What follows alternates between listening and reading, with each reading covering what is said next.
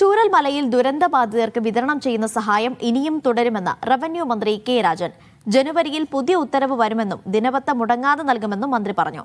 ജനുവരി മാസത്തിൽ ദുരന്തബാധിതർക്ക് ദിനപത്ത ലഭിക്കാത്തത് വലിയ പ്രതിഷേധത്തിന് കാരണമായിരുന്നു.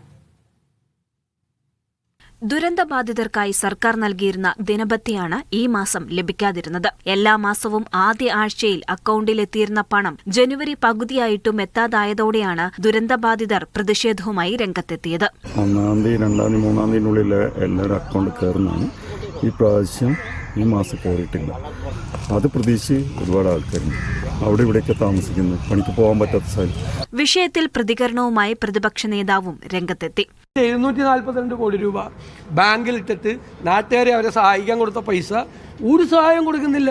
ചികിത്സാ സഹായം പോലും കൊടുക്കുന്നില്ല. ഈ ധനസഹായങ്ങളെല്ലാം നിർത്തി.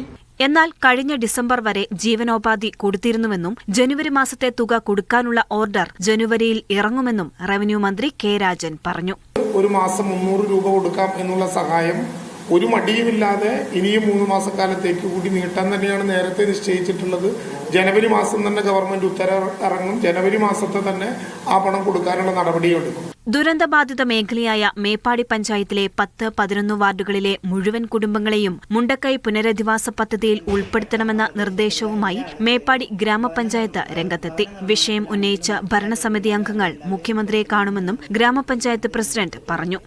മീഡിയ 1 വയനാട്.